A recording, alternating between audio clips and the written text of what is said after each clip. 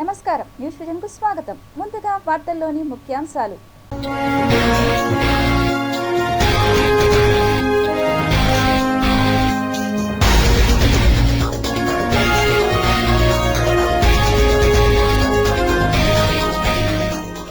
యుద్ధానికి సిద్ధం, భారత్ ఆర్మీ సంచలన ప్రకటన.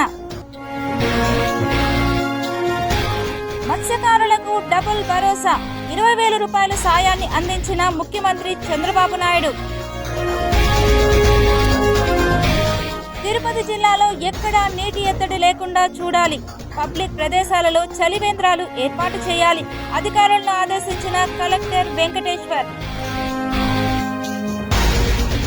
తిరుమలలో హై అలర్ట్, నిషేధిత వస్తువులకు అనుమతి లేదు, ఎస్పీ హర్షవర్ధన్ రాజు వెల్లడి. అలిపిరి సమీపంలో మరో చిరుత ప్రత్యక్షం, తీవ్ర భయాందోళనలో భక్తులు.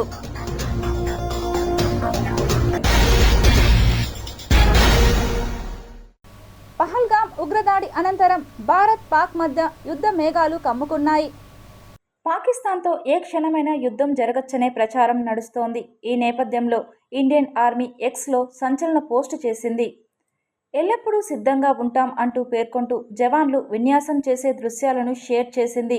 దేనికి భయపడం, ఏదీ మమ్మల్ని ఆపలేదు, ఎప్పుడూ సిద్ధమే అంటూ తెలిపింది. మరోవైపు ఎలాంటి పరిస్థితులనైనా ఎదుర్కొనేందుకు తూర్పు నావికాదళం సిద్ధంగా ఉంది. ఈ నేపథ్యంలో విశాఖలో నేవీకి సన్ రైజ్ ఫ్లీట్కు ఆదేశాలు జారీ అయ్యాయి. తూర్పు నావికా దళాధిపతి వైస్ అడ్మిరల్ పెందార్కర్ ప్రస్తుత పరిస్థితిని సమీక్షించారు. సముద్ర మార్గంలో పెరుగుతున్న ఉద్రిక్తతలను దృష్టిలో పెట్టుకొని అప్రమత్తంగా ఉండాలని ఆయన సూచనలు చేశారు.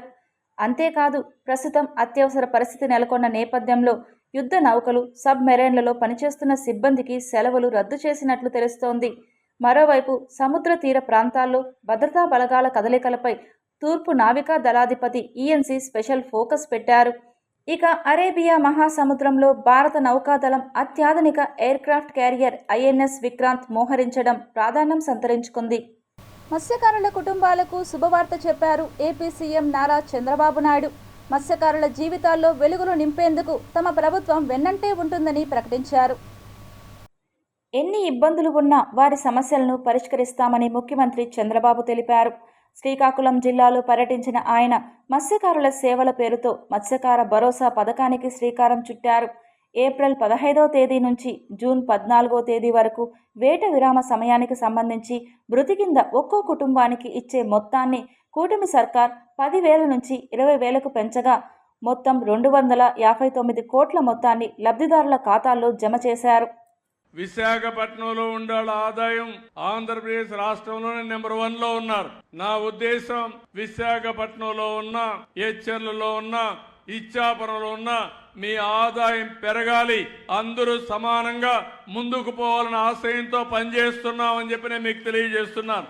దీనికోసం నేను ఒక విధానపరంగా కూడా కొన్ని నిర్ణయాలు తీసుకుంటున్నాను. ఆ విధానపరంగా నిర్ణయాలు మీరు చూస్తే ప్రతి ఒక్క ఇంటికి గ్రామీణ ప్రాంతాల్లో 3 సెంట్ల భూమి, పట్టణ ప్రాంతాల్లో 2 సెంట్ల భూమి ఇవ్వాలని. ఈ గ్రామంలో 499 మంది ఇండ్లున్నాయి. ఇందులో మీరు చూస్తే 18 మందికి ఇంటి జాగాలు లేవు. కలెక్టర్కి ఆదేశాలు ఇస్తున్నా 6 నెలల లోపల అందరికీ ఇండ్లు ఇచ్చే బాధ్యత కలెక్టర్కి అప్పచెప్తున్నాను. ఇంకో పక్క 371 ఇండ్లున్నాయి, 170 పర్మనెంట్ ఇండ్లు లేవు. ఏదైనా పాత ఇండ్లు, పెంకుటిండ్లు ఉంటే కూలిపోతా ఉంటే ఆ ఇండ్లు కూడా ఇవ్వాలి. మొత్తం పర్మనెంట్ ఇండ్లు ఇచ్చే బాధ్యత, ఇండ్లు కట్టించే బాధ్యత యంత్రాంగానికి అప్పచెప్తున్నాను. దాతల పేరుతో టీటీడీపై సంపన్నుల పెత్తనం శృతి మించుతోంది. వీఐపీ అతిథి భవనాలకు దేవుడి పేర్లు మాత్రమే ఉండాలన్న సీఎం ఆదేశాలు బేఖాతరు చేస్తున్నారు. బోర్డు తీర్మానించిన అధికారులు మాత్రం మౌనంగా ఉంటున్నారు. నోటీసులు ఇచ్చి నెలల తరబడి వేడుక చూస్తున్న వైనం భక్తులను ఆందోళనకు గురిచేస్తోంది. సొత్తు టీటీడీది, సోకు ప్రైవేటు వారిది అన్న చందంగా మారింది. తిరుమల కొండపై వీఐపీలు బస చేసే ప్రత్యేక సౌకర్యాలు ఉన్న అతిథి భవనాలు అన్నింటికీ ఖచ్చితంగా దేవుడి పేర్లు మాత్రమే ఉండాలని సాక్షాత్తు ముఖ్యమంత్రి చంద్రబాబు నాయుడు ఆదేశాలు జారీ చేసినప్పటికీ టీటీడీ అధికారులు మాత్రం ఆయన ఆదేశాలను బేఖాతరు చేస్తున్నారు. చంద్రబాబు నాయుడు ఆంధ్రప్రదేశ్ ముఖ్యమంత్రిగా పదవీ బాధ్యతలు చేపట్టిన మొదట్లోనే తిరుమల తిరుపతి దేవస్థానం సమీక్షా సమావేశంలో ఈ అంశాన్ని స్పష్టంగా చెప్పారు. కొండపై వీఐపీలు బస చేసే పద్మావతి అతిథి గృహాల ప్రాంతం మొత్తం దాదాపు 56 అతిథి గృహాలు నిర్మించబడి ఉన్నాయి. ఇవన్నీ హైదరాబాద్ జూబ్లీహిల్స్ ప్రాంతంలో ఉన్న అధునాతనమైన భవనాలను మరిపించేలా అలరారుతుంటాయి. వీటన్నిటినీ ఆధునీకరణ పేరుతో పారిశ్రామికవేత్తలకు దాతలుగా టీటీడీ అవకాశం కల్పిస్తూ కొన్ని ప్రత్యేక సౌకర్యాలను వాళ్ళకి కల్పించారు. అయితే ఈ సౌకర్యాల పేరుతో దాతలు టీటీడీపై పెత్తనం చెలాయించేలా అధికారాన్ని ప్రదర్శిస్తున్నారు. టీటీడీ నిబంధనలు బేఖాతరు చేస్తున్నారు. అతిథి గృహాల నిర్వహణ పేరుతో ప్రైవేట్ పీఆర్ఓలను ఏర్పాటు చేసుకుని టీటీడీకి సమాంతర వ్యవస్థను నడుపుతున్నారు. అతిథి గృహాల కేటాయింపులు, వాటిపై సర్వ హక్కులు టీటీడీకి ఉన్నప్పటికీ దాతలు వాటి నిర్వహణను పరోక్షంగా తమ చేతుల్లోకి తీసుకుని కొండపై ఈ అతిథి భవనాలను తమ సొంత ఆస్తులుగా భావించుకుంటూ అధికార దర్పాన్ని ప్రదర్శిస్తున్నారు. కొండపై ప్రతి అణువణువు తిరుమల తిరుపతి దేవస్థానానికి సంబంధించినది మాత్రమే. ఈ వీఐపీ అతిథి భవనాలను ఆధునీకరణ పేరుతో కొన్నేళ్ల పాటు ప్రైవేటు పారిశ్రామికవేత్తలకు అప్పగించడం ఆనవాయితీగా వస్తోంది.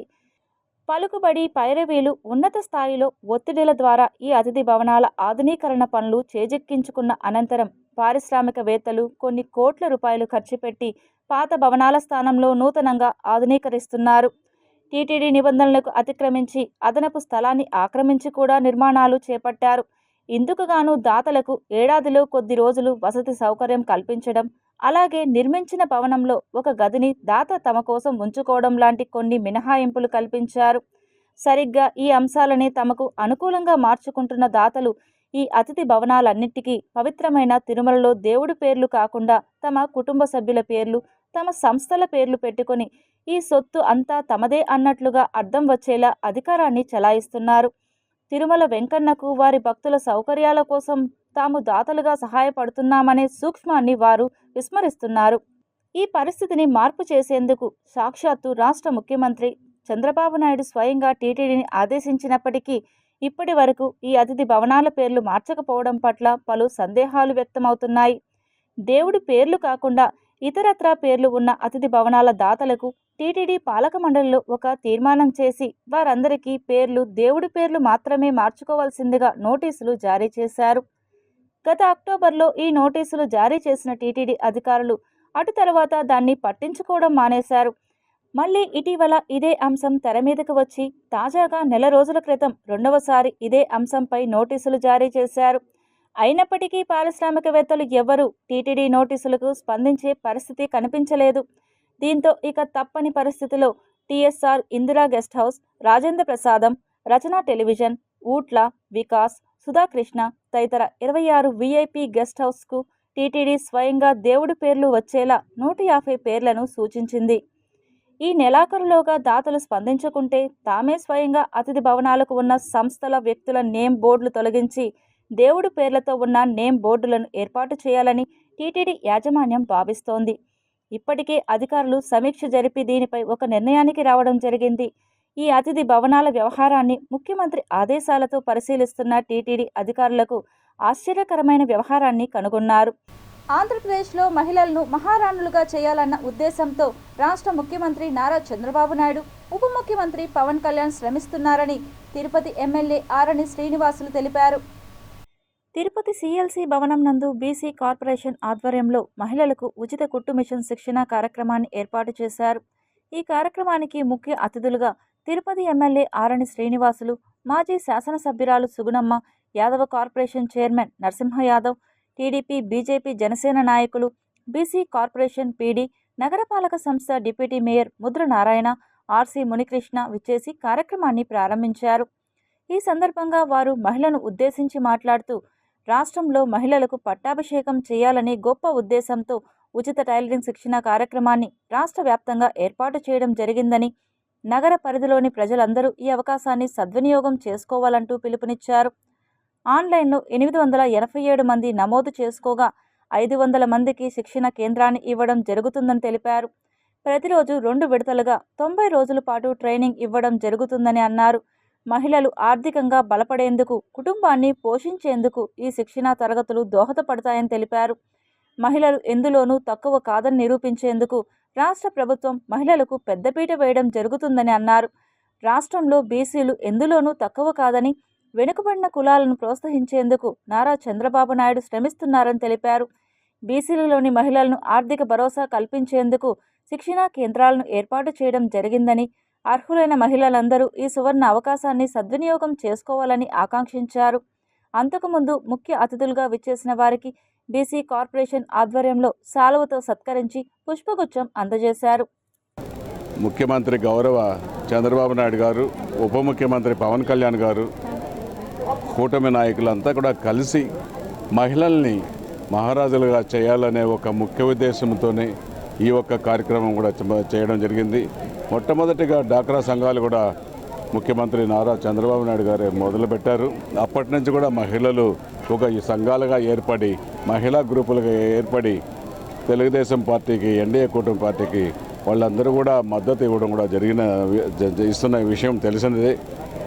అంతర్జాతీయ మహిళా దినోత్సవం సందర్భంగా మార్కాపురంలో గౌరవ ముఖ్యమంత్రి నారా చంద్రబాబు నాయుడు గారు దాదాపు 1,00,000 మందికి ఉచితంగా కుట్టు మిషన్లు కూడా శిక్షణ కార్యక్రమం ఏర్పాటు చేయడం, వారందరికీ కూడా కుట్టు మిషన్లు ఏర్పాటు చేయడం కూడా జరిగింది. ఖచ్చితంగా కూడా ప్రతి నియోజకవర్గ పరిధిలో మహిళా సోదరులందరినీ కూడా బలోపేతం చేసే దిశగా ఎన్డీఏ కూటమి ప్రభుత్వం కట్టుబడి ఉందనేసి కూడా ఈ సందర్భంగా తెలియజేసుకుంటూ ఈ కార్యక్రమాలను చేపట్టడం జరిగింది. అదే కాకుండా వర్క్ ఫ్రమ్ హోమ్ అనేది ఇప్పటి నానుడి మన ముఖ్యమంత్రి గారు చెప్తున్నారు. ఈ కుట్టు మిషన్ శిక్షణ కార్యక్రమం కూడా వాళ్ళందరూ ఇళ్లలోనే కుట్టుకొని వాళ్ళ ఇంట్లో నుంచే వాళ్ళు మరి సంపాదన పరులు అయ్యేదానికి ఒక చక్కటి అవకాశం. కాబట్టి తిరుపతి నగరంలో ఉన్నటువంటి మహిళలందరూ ఎవరైతే 18 సంవత్సరాల నుండి 50 సంవత్సరాల లోపు ఉంటారో మరి వారందరూ కూడా ఈ శిక్షణకు అర్హులే. ప్రతి ఒక్కరు కూడా మరి అప్లై చేసి శిక్షణ పొంది కుట్టు మిషన్ను ఉచితంగా పొంది మీరందరూ కూడా మరి సంపాదన పనులు కావాలని ఆకాంక్షిస్తున్నాం. ధన్యవాదాలు.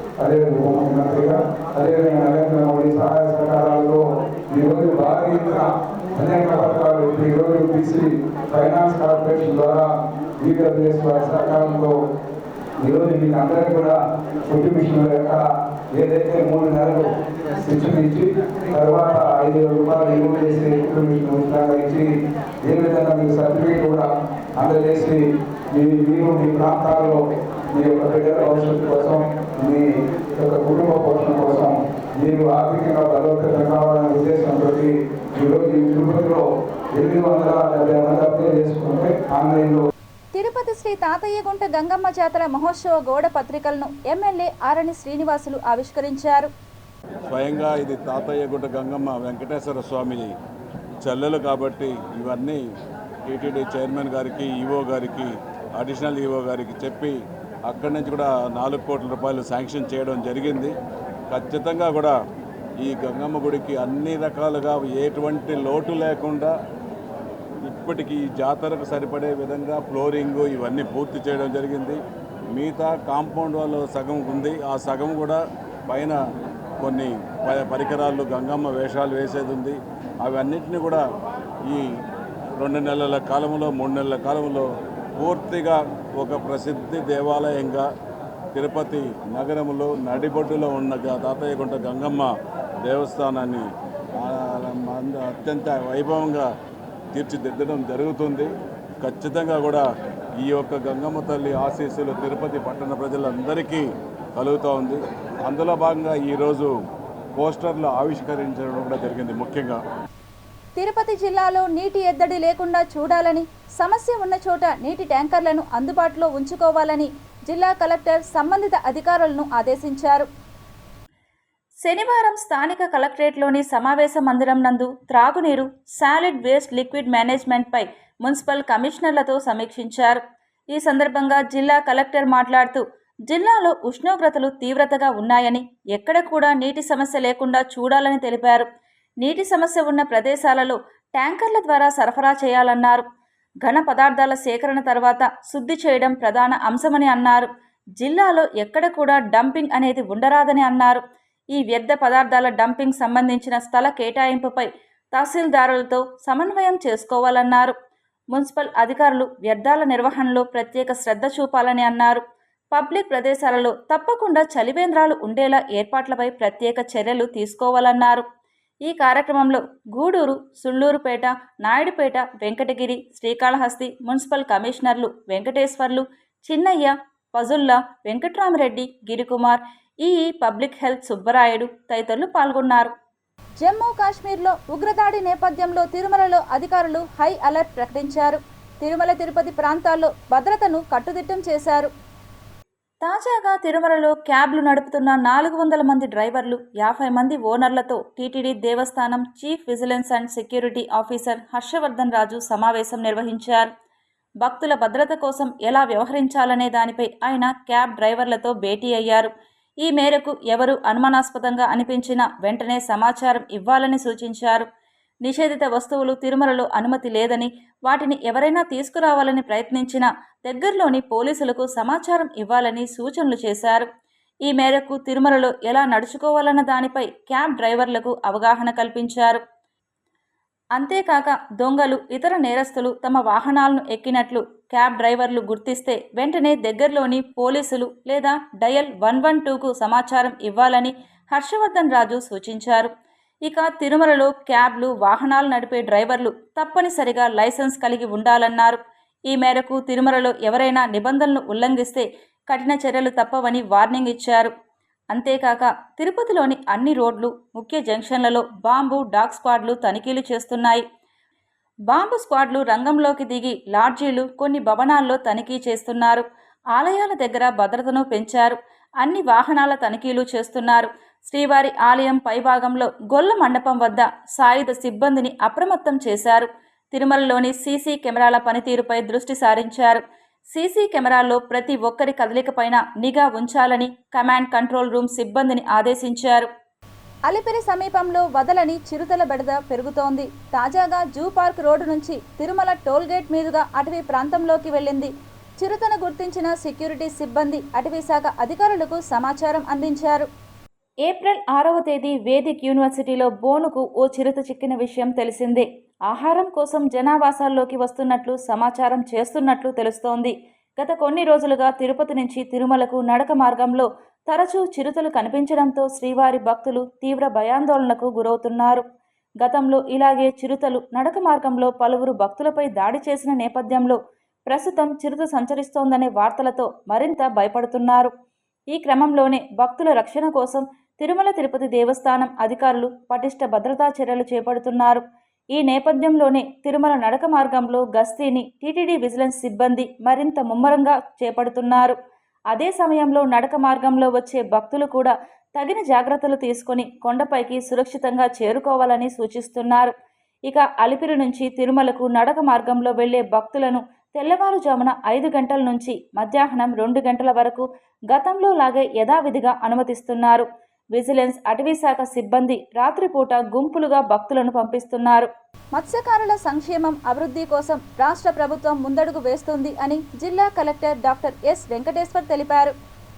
శనివారం మత్స్యకారుల సేవలో సముద్ర చేపల వేట నిషేధ భృతి కార్యక్రమానికి ముఖ్యమంత్రి నారా చంద్రబాబు నాయుడు బుడగట్లపాలెం, శ్రీకాకుళం జిల్లాలో ప్రారంభోత్సవ చేయనున్న కార్యక్రమానికి వర్చువల్గా స్థానిక జిల్లా కలెక్టరేట్ నుండి వీడియో కాన్ఫరెన్స్ హాల్ నందు సూళ్లూరుపేట ఎమ్మెల్యే నెలవల విజయశ్రీతో కలిసి జిల్లా కలెక్టర్ డాక్టర్ ఎస్ వెంకటేశ్వర్ పాల్గొన్నారు.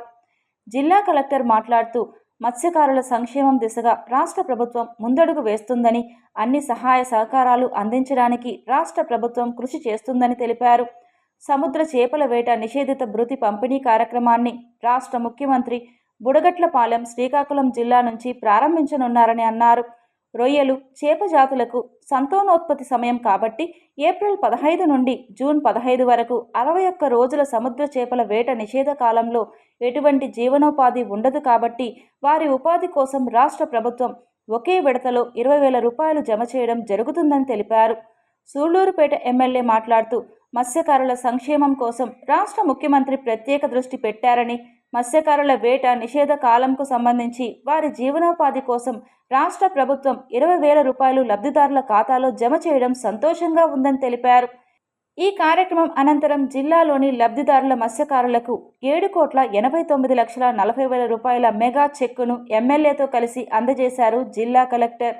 ఈ కార్యక్రమంలో జిల్లా మత్స్య శాఖ అధికారి రాజేష్, మత్స్యకార సంఘాలు, లబ్ధిదారులు తదితరులు పాల్గొన్నారు. మన గౌరవ ముఖ్యమంత్రి గారు 14-15 సీజన్లో 2,000 రూపాయలు ఇవ్వడం, తర్వాత దాన్ని 4,000 చేయటం, మళ్ళీ అది గత ప్రభుత్వంలో 10,000 చేయటం, కానీ ఇప్పుడు ఒకేసారి డబల్ చేసి 20,000 రూపాయలు. కాలగమనంగా కొంచెం అన్ని పెరుగుతూ ఉంటాయి కాబట్టి, అవసరాలు కూడా పెరుగుతూ ఉంటాయి కాబట్టి దాని తగ్గట్టు ముందుగానే గుర్తించి 20,000 రూపాయలు గౌరవ ముఖ్యమంత్రి గారు చేయడం జరిగింది. దాన్ని ఈరోజు అందరి సమక్షంలో అన్ని జిల్లాల్లో కూడా కార్యక్రమాలు నిర్వహిస్తున్నారు. ఈరోజు మత్స్యకారులందరికీ కూడా ఇది చేయడం ఎంతో నిజంగా ఒక మంచి కార్యక్రమం. వైసీపీ పాలనలో రాష్ట్రం అప్పుల ఊబిలో కూరుకుపోయిందని, మొదట రాష్ట్రాన్ని అభివృద్ధి చేసి తరువాత సూపర్ 6ని కూటమి ప్రభుత్వం అమలు చేస్తుందని తిరుపతి నగరపాలక సంస్థ deputy mayor RC Munikrishna, Rudrakoti సదాశివంలు తిరుపతి ప్రెస్ క్లబ్లో స్థానిక వైసీపీ నేతలకు కౌంటర్ విసిరారు. వైఎస్ఆర్ కాంగ్రెస్ పార్టీలు మా భూములు లాగేసినారు, మా జాగాలు లాగేసినారు, మా ఇల్లు పెరుక్కునేసినారు, అన్నీ వచ్చి చెప్తా ఉన్నారు. అది తిరుపతిలో వైఎస్ఆర్ కాంగ్రెస్ పార్టీ పరిస్థితి. మీరు మేమేదో చేసేసినాము, మాకు అది జరిగిపోయింది. ఇంకొక ఆమె అంటా ఉండదు. మొన్న ఒక రోజా చంద్రబాబు నువ్వు దిగిపో, జగన్మోహన్ రెడ్డి వచ్చి కూర్చునేస్తాడు, మళ్ళా నాశనం చేస్తాడు ఈ రాష్ట్రాన్ని. జగన్మోహన్ రెడ్డికి ఆంధ్ర రాష్ట్ర ప్రజలంటే కసండి.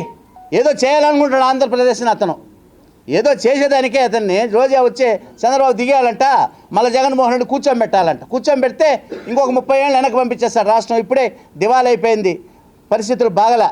ఇప్పుడు చంద్రబాబు నాయుడు గారు, పవన్ కళ్యాణ్, ఇతర మంత్రివర్గం కూటమి అంతా కలిసి సెంట్రల్తో కలిసి ఆంధ్ర రాష్ట్రాన్ని అమరావతి కావచ్చు, పోలవరం కావచ్చు, ఇంకా కొన్ని ఫ్యాక్టరీస్ తెచ్చి అభివృద్ధి చేయాలని వాళ్ళు కష్టపడుతున్నారు రాత్రి మొగలు.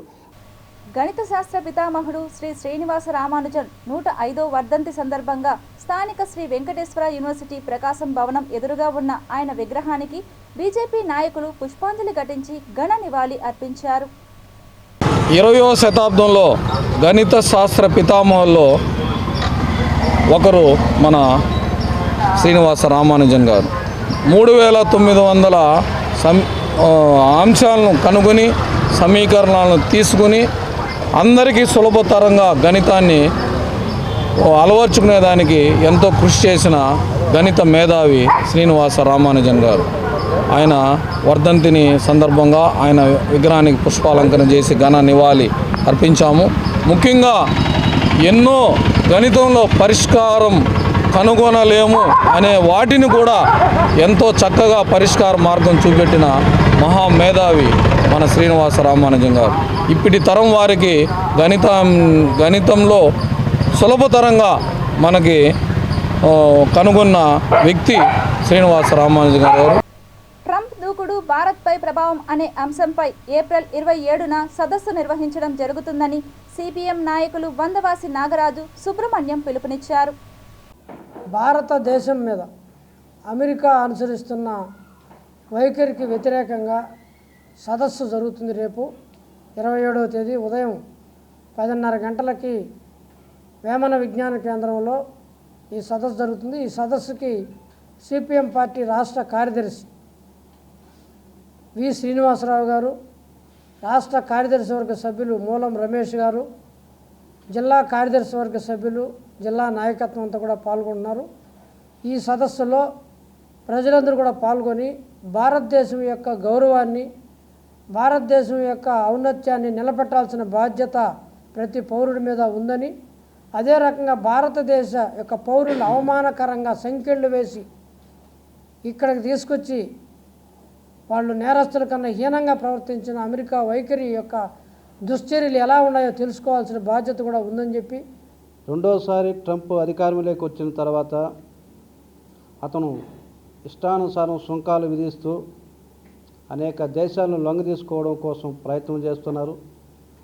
అటువంటి నేపథ్యంలో మన భారతదేశం ఏమైనా ట్రంప్కు వ్యతిరేకంగా మాట్లాడుతుందనుకుంటే, గతంలో యూపీఏ 1 గవర్నమెంట్ ఉండేటప్పుడు అణు ఒప్పందం పేరుతో భారత ప్రభుత్వం ఒప్పందం చేసుకుంది. అప్పటి నుండి ఇప్పటి వరకు కూడా అమెరికాకు జూనియర్ భాగస్వామ్యంగా ఉంటుంది తప్ప అమెరికాను ఎదిరించలేనటువంటి దౌర్భాగ్యమైన పరిస్థితులు ఉంది. అమెరికాతో ట్రంప్ విధానాలను ఇక్కడ అమలు అవుతే మన ఆర్థిక వ్యవస్థ వాణిజ్య సంబంధాలన్నీ కూడా తెగిపోయి దెబ్బతినే పరిస్థితి వస్తుంది. ప్రజల మీద ప్రభావం పడుతుంది. మేడే స్ఫూర్తితో కార్మిక వర్గం తమకు జరుగుతున్న అన్యాయాలపై పోరాటాలకు సిద్ధం కావాలని CPI ML new democracy Tirupati నగర కార్యదర్శి పార్టీ రాష్ట్ర కమిటీ సభ్యులు పి వెంకటరత్నం పిలుపునిచ్చారు.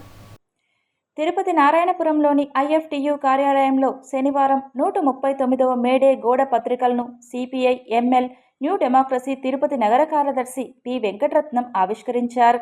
ఈ సందర్భంగా ఆయన మాట్లాడుతూ మేడే విప్లవ స్ఫూర్తితో ప్రపంచ కార్మిక వర్గం, భారత కార్మిక వర్గం హక్కులు, సౌకర్యాలు, వేతనాల కోసం చేసిన అనేక పోరాటాల ఫలితంగానే నేడు కార్మిక చట్టాలు అమలు అవుతున్నాయని తెలిపారు. అయినప్పటికీ కార్మిక వర్గ సమస్యలు అనేకం అపరిష్కృతంగానే ఉన్నాయని, వీటి పరిష్కారం కోసం ఉద్యమించాల్సిన సమయం ఆసన్నమైందన్నారు. 2025 మే 1వ తేదీన జరిగేటువంటి 139వ మేడే దినోత్సవాన్ని తిరుపతి నగరంలో ఐఎఫ్టి ఆధ్వర్యంలో ఘనంగా జరపాలని నిర్ణయించుకున్నాం. ఈ సందర్భంగా మే దినోత్సవం సందర్భంగా కార్మికులందరూ కూడా కనీస వేతనం 26,000 ఇవ్వాలని చెప్పి నరేంద్ర మోడీ ప్రభుత్వం ఇప్పటికే కార్మిక చట్టాలను సవరించి 4 కోట్లుగా విభజించింది. వెంటనే 4 కోట్లను రద్దు చేసి 40 కార్మిక చట్టాలను పునరుద్ధరించాలని డిమాండ్ చేస్తున్నాం. జమ్మూ కాశ్మీర్లోని పెహల్గాంలో ఉగ్రవాదుల దాడిలో 28 మంది పర్యాటకుల మృతులకి నివాళిగా టీడీపీ సీనియర్ నాయకులు వెంకటరమణ నాయక్ ఆధ్వర్యంలో తిరుచానూర్ పంచాయతీ దామినేడు ఇందిరమ్మ గృహాల వద్ద క్యాండిల్ ర్యాలీని నిర్వహించారు. కాశ్మీర్ బైసరన్ ప్రాంతంలో పర్యాటకులపై ఉగ్రవాదులు దాడి చేసి 28 మందిని హతమార్చడాన్ని వెంకటరమణ నాయక్ తీవ్రంగా ఖండించారు. ఈ సందర్భంగా టీడీపీ నాయకులు వెంకటరమణ నాయక్ మాట్లాడుతూ ముష్కరుల దాడిని పిరికిబంద చర్యగా తెలిపారు. పర్యాటకులను లక్ష్యంగా చేసుకుని ఉగ్రవాదులు చేసిన దాడిని దేశం మొత్తం ఖండిస్తున్నామని, కేంద్ర ప్రభుత్వం ఉగ్రవాదులపైన కఠిన చర్యలు తీసుకోవాలని, అలాగే ఉగ్రదాడిలో మరణించిన బాధిత కుటుంబాలకి టీడీపీ పార్టీ తరపున ప్రగాఢ సానుభూతిని తెలిపారు. అదేవిధంగా క్షతగాత్రులను త్వరగా కోలుకోవాలని, దేశాన్ని ప్రేమించే ప్రతి ఒక్కరూ అమరులైన వారికి సంఘీభావం తెలపాలని ఆయన కోరారు. ఈ కార్యక్రమంలో శ్రీనివాసులు, రమేష్, మునిరత్నం రెడ్డి, విజయలక్ష్మి, కొండయ్య, హేమలత, రమాదేవి, లత, వరలక్ష్మి తదితరులు పాల్గొన్నారు. వాళ్ళకి ఆత్మశాంతి కలగాలని, వాళ్ళ కుటుంబాన్ని మనోధైర్యాన్ని ఇవ్వాలని ఆ వెంకటేశ్వరుని కోరుకుంటూ, వాళ్ళపైన దాడి చేసిన వాళ్ళని వెంటనే భారతదేశం చర్య తీసుకొని వాళ్ళని ఉరిశిక్ష తీసి వాళ్ళకి సహకరించిన దేశ ప్రపంచాన్ని కూడా, వాళ్ళు ఎవరైతే సహకరించారో ఆ దేశాన్ని కూడా మట్టి కరిపించాలని, వాళ్ళ మీద చర్యలు తీసుకోవాలని మేము గట్టిగా కోరుకుంటున్నాము. వారికి ఎట్టి పరిస్థితుల్లోనూ ఇండియాలో ప్రవేశించేదానికి అవకాశం లేకుండా ఖండించాలని కూడా, వాళ్ళకి అరికట్టాలని కూడా కోరుకుంటూ, ఏర్పేడు మండలం మర్రిమంద గ్రామంలో నూతనంగా నిర్మించిన శ్రీ లక్ష్మీ హయగ్రీవ స్వామివారి దేవస్థానంలో జరుగుతున్న మహా కుంభాభిషేక మహోత్సవాల్లో మొదటి రోజు శనివారం సర్వదేవతామూర్తులకు గ్రామోత్సవం నిర్వహించారు. లక్ష్మీ హయగ్రీవ స్వామి ఆలయంలో ప్రత్యేక పూజా కార్యక్రమాలను నిర్వహించారు. ఆలయ ప్రాంగణంలో చలువ పందిళ్లు వేసి యాగశాలను నిర్మించారు. మొదటి రోజు స్వామివారి సేవలో భక్తులు అధిక సంఖ్యలో పాల్గొన్నారు. మర్రిమంద గ్రామంలో వేంచేసి ఉన్నటువంటి లక్ష్మీ హయగ్రీవ స్వామివారు, బంగారమ్మ, వాంఛాకల్పలతా గణపతి, వైద్యనాథ సుబ్రహ్మణ్యేశ్వర స్వామి విమాన శిఖరములు ఈ రోజున 26వ తారీఖు సాయంత్రం 8 గంటల నుండి స్వామివారికి విశ్వక్సేన పూజ, పుణ్యాహ వచనము, అంకురారోపణ, అజస్ర దీపారాధన తదితరాది కార్యక్రమాలని కూడా ఈ మర్రిమంద గ్రామంలో వేంచేసి ఉన్నటువంటి లక్ష్మీ హయగ్రీవ స్వామివారి దేవస్థానం నందు జరుగుబడుతున్నవి. కావున భక్తులందరూ కూడా ఈ యొక్క అంకురారోపణ, ఈ లక్ష్మీ హయగ్రీవ స్వామివారి ప్రతిష్ట, మహాప్రతిష్టలో భాగస్థులై సుఖ సంతోషాలతో ఉంటూ అందరూ కూడా స్వామివారి ఆశీస్సులు పొందాలని కోరుతున్నాం. రేపు అదేవిధంగా అన్ని దేవతామూర్తులను నీటి ఆవాసం నుంచి క్షీరావాసం అంటే పాలు పెట్టే కార్యక్రమం జరుగుతుంది. వాటన్నిటికి కూడా సంసిద్ధంగా తగినటువంటి కార్యక్రమాలు ఆల్రెడీ ఏర్పాటు చేయడం జరిగింది. కావున భక్తులందరూ కూడా ఇచ్చేసి రేపు జరగబోయేటటువంటి ఈ యొక్క క్షీరావాసం, ప్రధాన హోమము, వాస్తు పూజ, ఇతర కార్యక్రమంలో తప్పకుండా పాల్గొనవలసిందిగా దేవస్థానం తరపున, గ్రామ పెద్దల తరపున కోరుచున్నాను.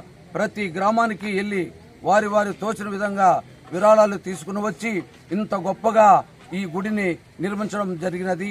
అందరి సహాయ సహకారంతో ఇంత గొప్పగా ఈరోజు గుడి నిర్మాణాన్ని పూర్తి చేసి పూజా కార్యక్రమాలను విజయం చేస్తున్నాము అంటే ఇది ప్రజలందరి సహాయ సహకారం.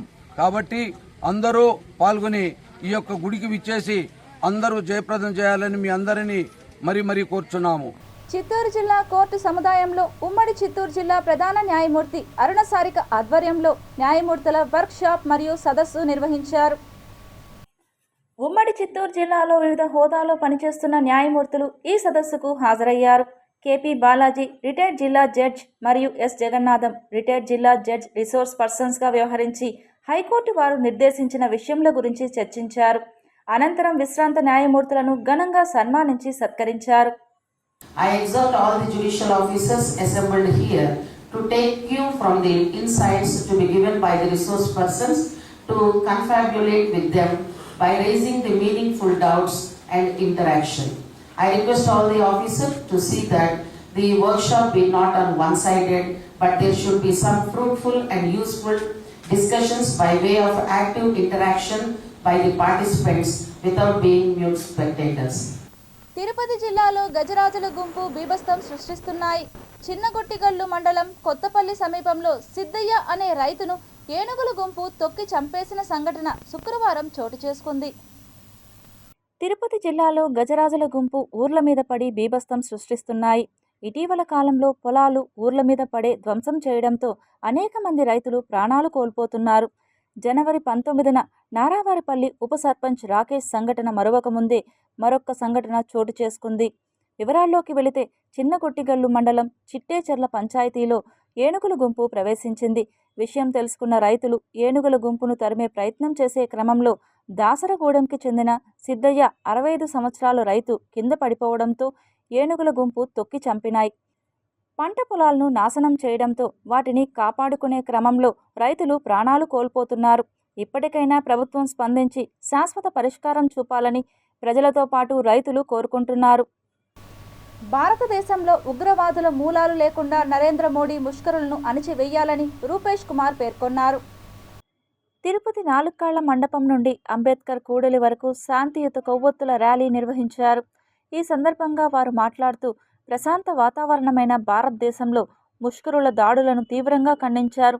భారతదేశ ప్రధాని నరేంద్ర మోడీ టెర్రరిస్టుల మూలాలను అంతం అందించేలా కఠినమైన చర్యలు చేపట్టాలని కోరారు.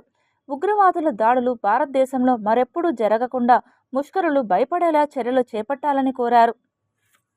అలిపిరి పాదాల మండపం వద్ద రాష్ట్ర వ్యాప్తంగా దేవాదాయ శాఖ దేవాలయాల్లో పనిచేస్తున్న నాయీ బ్రాహ్మణుల జీతాలను 20,000 నుండి 25,000 రూపాయలు పెంచడం శుభ పరిణామమని రాష్ట్ర ముఖ్యమంత్రి నారా చంద్రబాబు నాయుడు, ఉప ముఖ్యమంత్రి పవన్ కళ్యాణ్, నారా లోకేష్కు కృతజ్ఞతలు తెలియజేస్తూ శ్రీ వెంకటేశ్వర స్వామి వారికి కొబ్బరికాయలు కొట్టి మొక్కులు చెల్లించుకున్నారు నాయీ బ్రాహ్మణ ఉద్యోగస్తులు.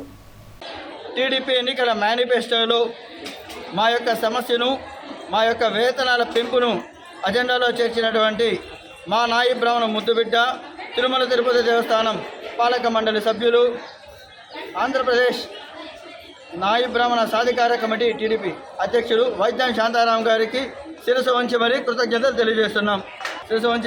తెలియజేస్తున్నాం. అందుకు గాను ఈరోజు స్వామివారికి టెంకాయలు కొట్టి మొక్కులు చెల్లించుకోవడం జరిగింది. అచ్యుత్ కోవిద్ దర్శకత్వంలో ఎంకే సినిమాటిక్స్ బ్యానర్పై నిర్మించినటువంటి చారిత్రాత్మకమైన షార్ట్ ఫిలిం జెండా చిత్రానికి 4 అత్యుత్తమ పురస్కారాలు లభించింది. తిరుపతి ప్రాంతానికి చెందిన వారందరినీ చిగోర ఆధ్యాత్మిక సేవా కేంద్రం వద్ద ఘనంగా సన్మానించారు. భారత జాతీయ పతాక రూపకర్త పింగళి వెంకయ్య జీవిత చరిత్రను లఘు చిత్రంగా మలచిన దర్శకుడు అచ్యుత్ కోవిద్ని అభినందించారు. వివిధ పాత్రల్లో నటించిన కవి లోకేష్, బవి నవీన్, సందీప్ పవన్, దాసరి అఖిలని సభ్యులు సత్కరించారు.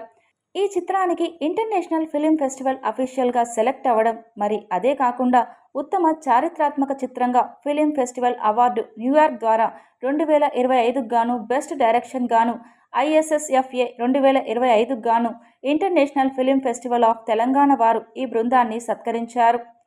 ఈ సందర్భంగా తిరుపతికి చెందిన రాయలసీమ రంగస్థల కళాకారుల సంఘం సభ్యులు గూండాల గోపీనాథ్ బృందము మరియు తిరుపతి అర్బన్ బ్రాహ్మణ సేవా సంఘం సభ్యులు CRK శశిధర్రావు, మిత్రులు మరియు బ్రాహ్మణ సొసైటీ గవర్నింగ్ బాడీ సభ్యురాలు తెలుగుదేశం పార్టీ మహిళా విభాగం నాయకురాలు భాగవతుల జయలక్ష్మి పాల్గొని కళాకారులకు అభినందనలు అందజేశారు.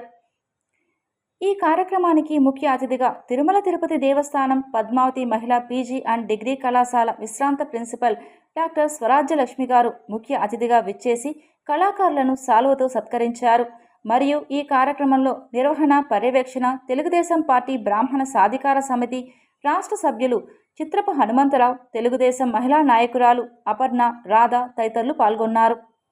జాతికి ముఖ్యమైనటువంటి జాతీయ పతాక రూపకర్త పింగళ వెంకయ్య పేద జెండా అనే కాన్సెప్ట్తో ఒక షార్ట్ ఫిలిం తీసి తెలంగాణలోనూ ఆంధ్రప్రదేశ్లోనే కాకుండా కలకత్తా నగరంలో కూడా అవార్డులు అందుకుని తిరుపతి పట్టణానికి విచ్చేసిన ఈ బృందాన్ని అభినందిస్తూ చిగోరా ఆధ్యాత్మిక సేవా కేంద్రం వద్ద రాయలసీమ రంగస్థల కళాకారులు మరియు తిరుపతి అర్బన్ బ్రాహ్మణ సమాజం మరియు బ్రాహ్మణ్ కోఆపరేటివ్ ప్రొటెక్ట్ సొసైటీ సభ్యులు సంయుక్తంగా ఆ షార్ట్ ఫిలిం బృందాన్ని ఈరోజు సన్మానించుకోవడం జరిగింది. ఇది వారికి సన్మానం కాదు, తిరుపతి చిన్నారులంతా చేసినటువంటి ఈ మహత్కార్యాన్ని సన్మానించుకోవడం ఈ తిరుపతి పట్టణానికి సన్మానించుకున్నట్టుగా భావిస్తూ కోల్కతాలో బెస్ట్ తెలుగు షార్ట్ ఫిల్మ్ వచ్చింది అండ్ తెలంగాణ ఫిల్మ్ ఫెస్టివల్లో బెస్ట్ డైరెక్టర్గా వచ్చింది అండ్ ఇంకా కొన్ని షార్ట్ ఫిల్మ్ ఫెస్టివల్స్లో అయితే అవార్డ్స్ వస్తున్నాయన్నమాట. ఇంకా మంచి అవార్డ్స్ రావాలని కోరుకుంటూ నా టీం నేను సపోర్ట్ చేసినందుకు చాలా థ్యాంక్స్ అండ్ మమ్మల్ని తిరుపతిలో సత్కరించినందుకు ఈ అసోసియేషన్ వాళ్ళందరికీ చాలా థ్యాంక్ యూ. వార్తలు ముగించే ముందు ముఖ్యాంశాలు మరోసారి చూద్దాం.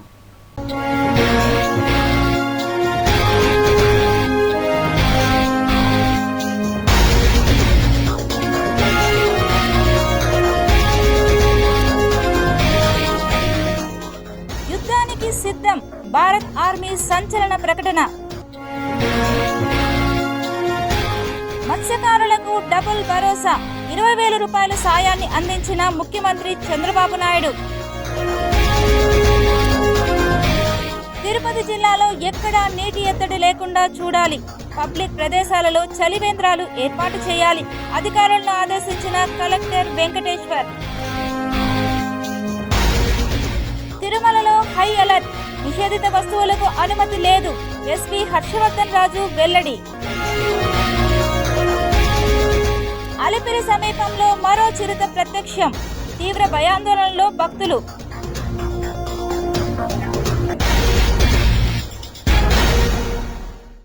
ఈ వార్తలు ఇంతటితో సమాప్తం. సమగ్ర సమాచారంతో నెక్స్ట్ విషయంలో మళ్ళీ కలుద్దాం. అంతవరకు సెలవు, నమస్కారం.